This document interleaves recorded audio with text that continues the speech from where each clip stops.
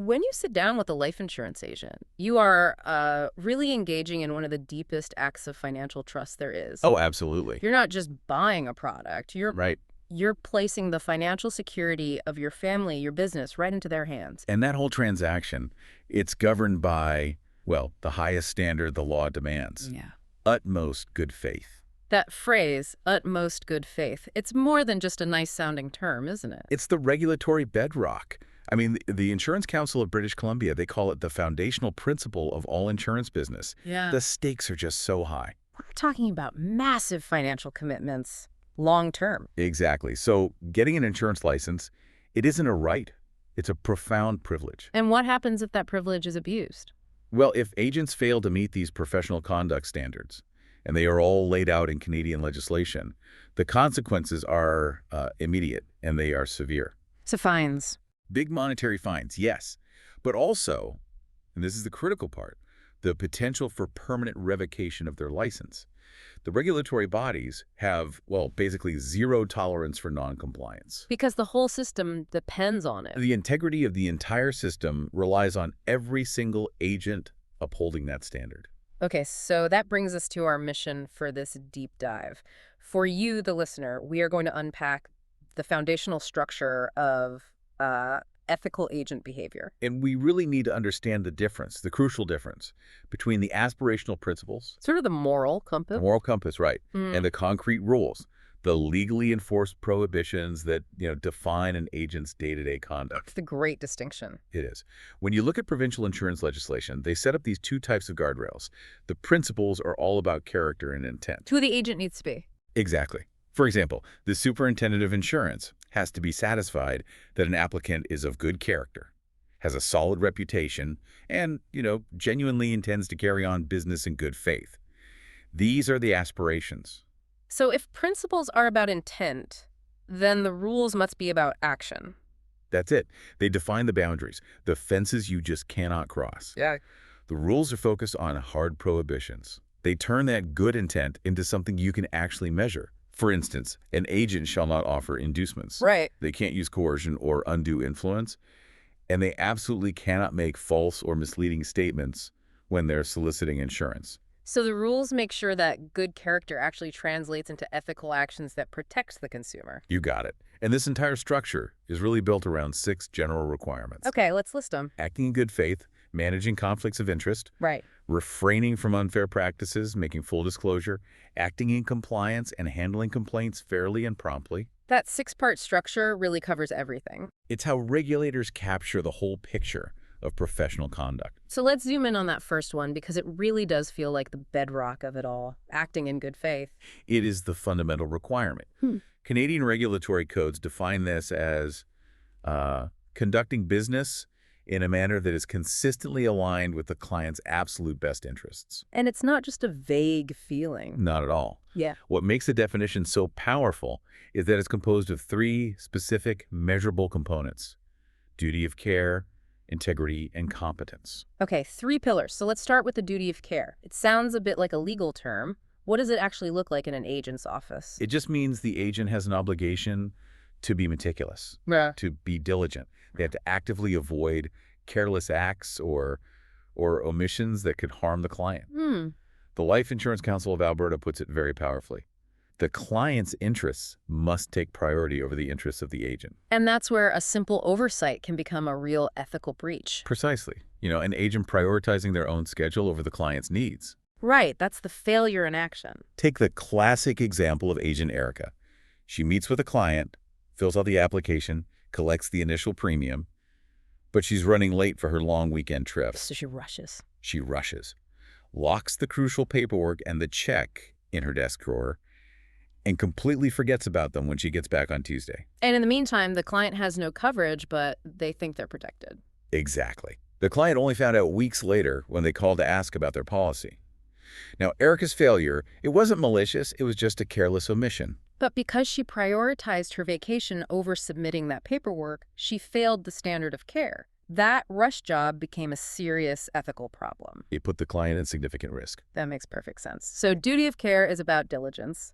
Let's move to the second one, integrity. Right. This is defined as being honest, trustworthy, fair.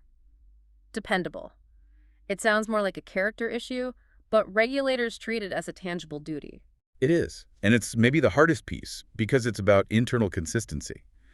The Insurance Council of Manitoba points out that if personal integrity is missing, there's really very little that can repair the damage to an agent's reputation. So integrity means your actions have to align with what you truly believe is right for the client. Regardless of your personal payoff. That's the key. And regulators have no tolerance for agents who put their own wallet first, even if the client agrees to the deal. That's the critical nuance. I mean, think about Agent Felicity. She had a high net worth client who requested a very specific product, a multi-million-dollar permanent life insurance policy, With a huge premium. a $100,000 annual premium. Now, Felicity knew, based on the client's profile and goals, that this policy was probably unsuitable, maybe even overkill. But that premium meant a massive commission for her. So she pushed it through anyway. She proceeded with the application, despite her internal belief that it wasn't appropriate. So she lacked integrity. Her focus was on the commission check. Completely. Yeah. She knowingly facilitated a transaction that wasn't in the client's best interest. And that's a very serious breach of integrity, totally different from Erica's carelessness. And that brings us perfectly to the third component.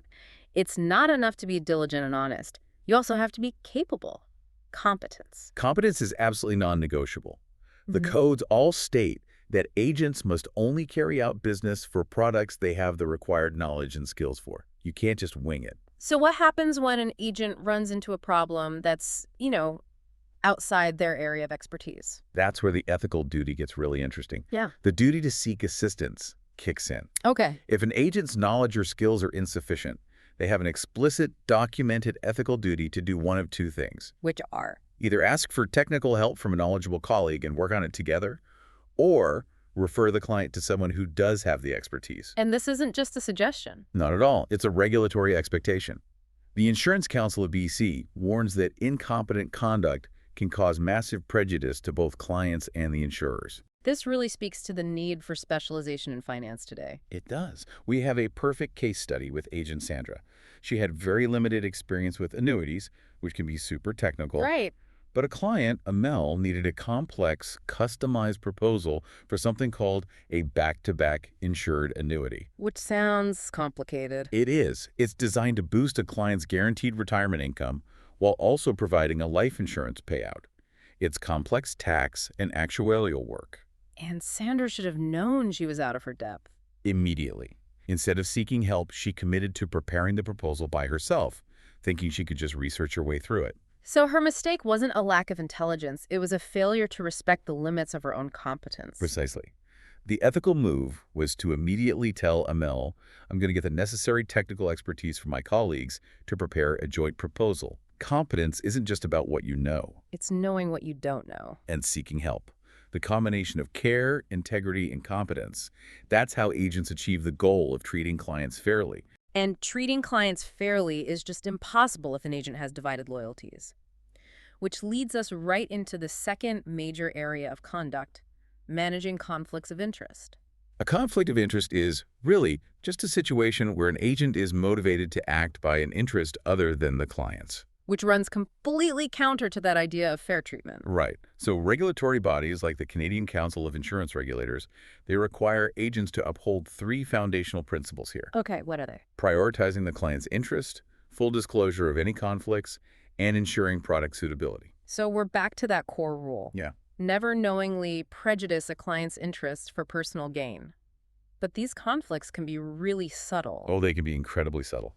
Take Agent Martha. She is a successful group insurance agent. But her husband, Roberto, is a VP of group insurance sales at a major life insurance company. Okay, I see where this is going.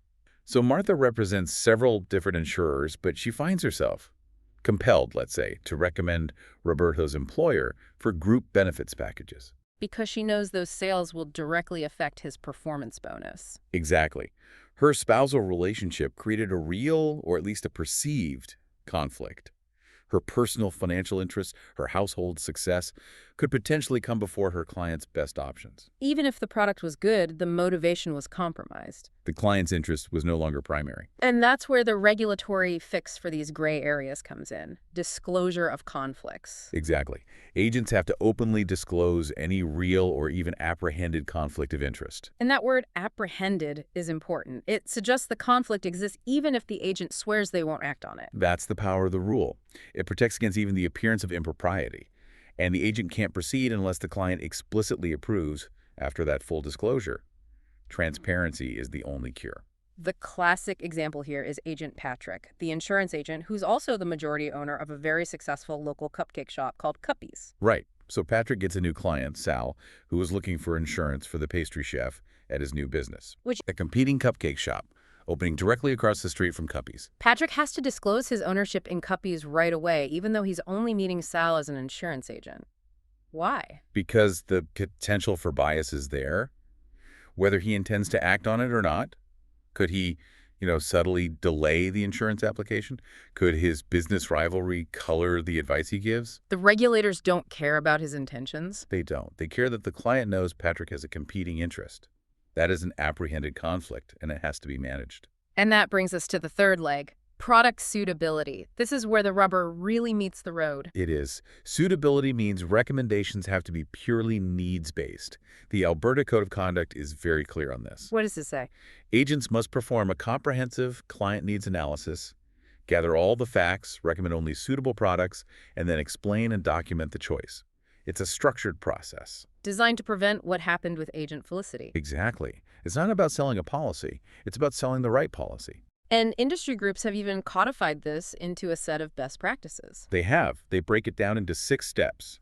Full disclosure, setting client expectations, rigorous fact-finding, needs assessment, clear recommendations and advice, and comprehensive product information. Every step forces the agent to focus on the client's reality, not their own sales goals. That's the whole idea. Okay, so let's look at the final, broader category. We've talked about what an agent can't do in their insurance job. What about what else they can't do for work? Right. The licensing requirement broadly prohibits agents from engaging in any outside occupation that would fundamentally jeopardize their integrity, independence, or competence as an agent. And this area has changed over time. It's evolved significantly. Historically, provincial laws used to list very specific restricted jobs. Like what? Sometimes clergymen, police officers, certain government employees. But regulators realized this list-based approach was just too limiting. So they shifted to a principle-based restriction, one focused on power dynamics. Exactly. The modern standard is that an individual must not be in a position to use coercion or undue influence to secure insurance business. It's about leveraging a position of power. Which makes the case of Justin, the police officer, so compelling. He became an independent insurance agent, but was also training to be a police officer. And once he finished his police training, he learned pretty quickly that the two roles are incompatible. The role of a police officer, just by its nature, carries the possibility of exercising undue influence or coercion when dealing with the public. Even if he never intended to use his badge to sell a policy. It doesn't matter. The perceived power dynamic is automatically there. The conflict is inherent in the job title. So the regulators see the potential for a perceived conflict as being too great. And therefore, the occupation has to be avoided entirely. It jeopardizes the agent's independence and integrity. This has been a true deep dive into the absolute guardrails that protect the consumer. The entire structure, from the duty of care. Right, which guards against simple sloppiness. To meticulously managing competing cupcake shops and avoiding high-power second jobs like police work. It's all designed to enforce one single principle. Utmost good faith. That's it. That's the summation. The client's best interest has to be paramount. The regulatory environment is meticulously structured to anticipate and monitor any situation, real or perceived, that could possibly put the agent's interests ahead of the client's. So as you go forward and you encounter financial advice out there in the marketplace, here is something provocative to consider. The moment an agent is focused on their commission, which is, after all, how they feed their family, does that financial motivation become an actual undisclosed conflict of interest? Or is that just the perpetual tension that's inherent in the sales process, a tension that the agent is constantly required to successfully manage, purely in the spirit of utmost good faith? That high bar of integrity is the constant ethical test they face every single day.